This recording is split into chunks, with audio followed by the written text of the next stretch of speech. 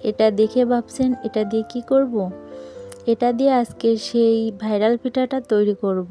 আর 2 cup চালের গুঁড়া দিয়ে যে এত সুন্দর মজাদার নাস্তা তৈরি করা যায় তা আগে কখনো জানতাম না। আপনি একবার বানিয়ে নিলে বারবার আপনার পিছু ছুটবে সবাই খাওয়ার জন্য। হ্যালো এভরিওয়ান, আসসালামু আলাইকুম, welcome back to my channel. কেমন আছেন সবাই? আশা করি আল্লাহর রহমতে খুবই ভালো আছেন। আলহামদুলিল্লাহ আমিও ভালো আছি। বরাবরের মতো আজকের ভিডিওটা এখান থেকেই শুরু করছি, এই যে 1 বাটি নারকেল দিয়েই। আর এই নারকেল দিয়ে যে চাউলের গুঁড়া দিয়ে যে পিঠাটা তৈরি করব অথবা নাস্তা, এটাতে এত সুন্দর লোভনীয় একটা স্বাদ আসবে, আসলে অতুলনীয় একেবারে। আপনারা দেখতে থাকুন। আমি এখানে 1 কাপ পরিমাণ পানি নিয়েছি একটা কড়াইতে, স্বাদ মতো লবণ দিয়ে দিলাম। আপনারা আপনাদের মেজারমেন্ট অনুযায়ী দিতে পারেন।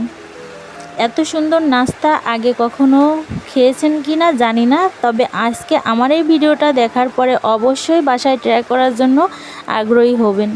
আমি এখানে 2 কাপ চাউলের গুঁড়ো নিয়েছি আর 1 কাপ পানি নিয়েছিলাম। যেহেতু আমার চাউলের গুঁড়িটা ফ্রিজে ছিল, তার জন্য একটু পানির পরিমাণটা কমিয়ে নিতে হবে।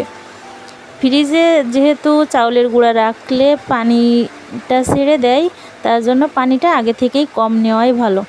আর এমন একটা সিক্রেট টিপস আপনাদের সাথে শেয়ার করব, অবশ্যই সাথে থাকবেন আমার ভিডিওটা দেখার জন্য।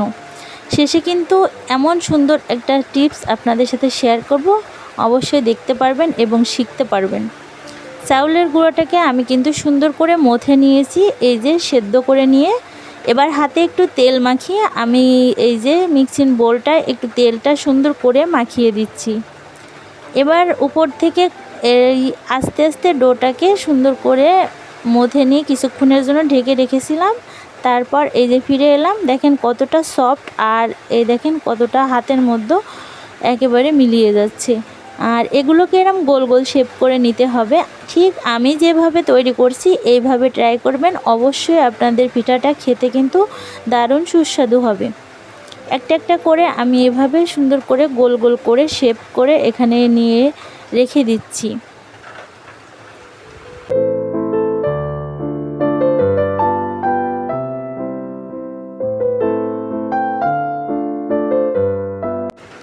একটা একটা করে আমার অনেকগুলো কিন্তু বানিয়ে নেওয়া হয়ে গেল। আর এভাবে করে আগে থেকে গোল গোল শেপ করে বানিয়ে নিলে কাজটা করতে যেমন সহজ হবে, তেমনই কিন্তু দারুণ একটা হেল্প লাগবে, কাজে দেবে। এই যে আমরা যেমন ছোটোবেলায় কাদা মাটি দিয়ে এইরকম করে হাঁড়ি পাতিল বানাতাম, ঠিক এমনইভাবে করে একটু একটু ছোট ছোট হাঁড়ির মতো করে রেখে দিতে হবে। আর এগুলো এরকম হাঁড়ির মতো করে রেখে দিলে আমাদের কিন্তু বানাতে অনেক সুবিধা হবে। এই পিঠা যে এত পরিমাণের সুস্বাদু আর টেস্টিং হয়, এই জন্য পিঠাটা এত ভাইরাল। আপনারা অবশ্যই দেখতেছেন আমি যেভাবে তৈরি করে নিচ্ছি, একেবারে সেম এইভাবে তৈরি করবেন।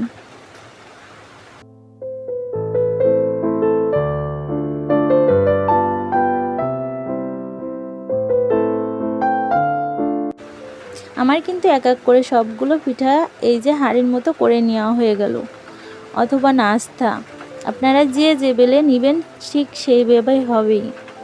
আর এবার আমি চলে আসলাম চুলাতে। আর চুলাতে একটা কড়াইতে আমি এই যে 1 কাপ পরিমাণ চিনি নিয়েছি। আর এই চিনিটাকে একেবারে আমি ব্রাউন কালার হওয়া পর্যন্ত এভাবে নাড়াচাড়া করতে থাকবো, যাতে করে নিচে না লেগে যায়। আর নারকেলটা আমি দেখিয়েছিলাম, নারকেলটার সাথে 2টা এলাচ, 1 টুকরা দারচিনি দিয়ে আমি এটাকে সুন্দর করে নাড়িয়ে নিচ্ছি। আর উপর থেকে এখন একটু লবণ দিয়ে দেব, যেহেতু মিষ্টির সাথে লবণটা দিলে খেতে কিন্তু অনেক সুস্বাদু হয়। এরকম নিত্য নতুন নাস্তার রেসিপি পেতে আমার চ্যানেলটা অবশ্যই ভিজিট করবেন। আমার চ্যানেলে অনেক এরকম নাস্তার রেসিপি দেওয়া আছে। এবার আমি যে পুরটা বানিয়ে রেখেছিলাম ওটাকে আমি এই হাঁড়ির আকৃতি করে রেখেছি, ওর ভিতর দিয়ে এভাবে দেখেন আমি যেভাবে করে দিচ্ছি সেম ঠিক সেইভাবে করে নিতে হবে। এই পিঠাটা যে এত সহজে বানিয়ে নেওয়া যায় আর এতটা যে টেস্ট আসলে বারবার একই কথা বলতেছি, এটা কিন্তু একবার অবশ্যই ট্রাই করে দেখবেন। আর যদি ভালো লাগে তাহলে ফ্রেন্ডস অ্যান্ড ফ্যামিলির সাথে শেয়ার করে অবশ্যই পাশে থাকবেন। দেখেন এরকম করে হাতের তালুতে এক একটা করে আমি বানিয়ে নিচ্ছি। আর এই যে সবগুলো কিন্তু আমি এই যে একটা চামচের সাহায্যে সুন্দর করে উপর থেকে দিয়ে দিয়ে পুরটা কভার করে নিয়ে আমি এটাকে আবারও ওইভাবে হাতের তালুতে করে বানিয়ে নিব। এই নাস্তাটি যে আপনার হাতে একবার খাবে সে কিন্তু আপনার পঞ্চমুখ করতে বাধ্য হবে, বারবার রিকোয়েস্ট করবে এই নাস্তাটি তৈরি করার জন্য।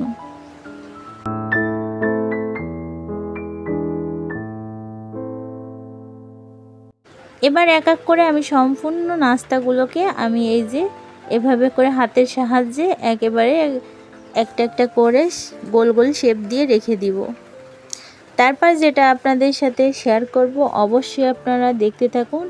আর থাম্বনেলে দেওয়া জালিযুক্ত যে নাস্তাটা দেখেছেন অবশ্যই সেরকম একটা কিছু করে আপনাদের দেখাবো। আর সেটা কিভাবে করব অবশ্যই আপনারা দেখতে পারবেন কিছুক্ষণের মধ্যেই। আর যদি ভালো লাগে অবশ্যই আমার কমেন্ট বক্সে কমেন্ট করতে ভুলবেন না কিন্তু। এত সুন্দর নাস্তা আর এত সুন্দর ইউনিক একটা রেসিপি, এটা কিন্তু আসলে কখনো কল্পনার বাইরে। আর এই জন্য এটা এতই ভাইরাল একটা রেসিপি। এই দেখেন আপনাদের যে সিক্রেট টিপসটা শিখিয়ে দেব এখানে, সেটা হচ্ছে আপনাদের সাথে শেয়ার করলাম। এটা হচ্ছে একটা শোন, আর এই শোনের সাহায্যে মানুষ অনেক কিছু করে, কিন্তু আজকে আমি পিঠাটা তৈরি করে দেখাচ্ছি আর নাস্তাটা তৈরি করে দেখাচ্ছি। দেখেন আমি যেভাবে করতেছি সেম একইভাবে এরকম করে আস্তে আস্তে করে এরকম করে নিলে কিন্তু অসাধারণ একটা ডিজাইন চলে আসবে। আর থাম্বনেলে যে জালিযুক্ত আকারের নাস্তাটা দেখেছেন ঠিক সেরকম একটা লুক দিবে। অবশ্যই আপনারা দেখতে পাচ্ছেন, এটা কিন্তু খুব দারুণ একটা আইডিয়া, আপনারা ট্রাই করে দেখতে পারেন।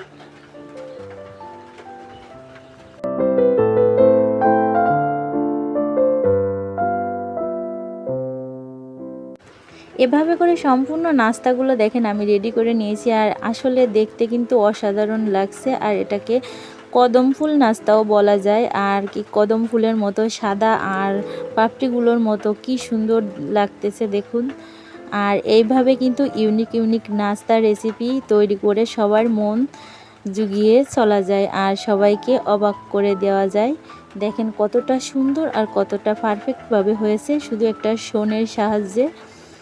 এবার আমি এটাকে রাইস কুকারের এই যে একটা বাটি আছে ওটাতে আমি একটু হালকা লবণ দিয়ে দিচ্ছি, কারণ এটা একটা সিক্রেট টিপস। কারণ এটা হচ্ছে আমাদের এখানে সবাই আমরা বৃষ্টির পানি ধরে রাখি, আর বৃষ্টির পানি কখনো আর কি রাইস কুকারে দিলে অথবা কারেন্টের তাপে দিলে গরম হয় না। তার জন্য একটু হালকা লবণের সিড যদি দিয়ে দেওয়া হয় তখন দ্রুত পানিটা গরম হয়ে যায়। তার জন্য আমি লবণটা কিন্তু ইউজ করলাম, এটাও আপনাদের সাথে শেয়ার করে দিলাম। এবার কিছুক্ষণের জন্য জাল করব, আর কি 10 থেকে 15 মিনিটের জন্য। দেখেন 10 থেকে 15 মিনিট পর আমি ফিরে এলাম, আর আমার নাস্তাটা কিন্তু একেবারে রেডি। আর আপনারা অবশ্যই বাসায় ট্রাই করবেন। আর এত সুন্দর ইয়াম্মি টেস্টিং একটা নাস্তা আমি এক এক করে সলভ করে দিচ্ছি। এবার সলভ করার পালা। দেখেন কতটা সুন্দর হয়েছে, আর দেখতে কিন্তু জালিযুক্ত একেবারে থাম্বনেলের মতো একই সেম সেম। আর এখানে কতটা সুন্দর আপনাদের সাথে একটা কেটেও দেখাবো আমি। দেখুন ভিতরে কতটা পুরে ভরা, কত সুন্দর একটা টেস্টের নাস্তা। পরিবারের ছোট থেকে বড় সকলেই কিন্তু আপনার পঞ্চমুখ করতে বাধ্য হবে এই নাস্তাটা খাওয়ার পর। আজকে আমার ভিডিওটা কেমন হলো অথবা নাস্তা রেসিপিটা কেমন হলো অবশ্যই কমেন্ট বক্সে জানাবেন।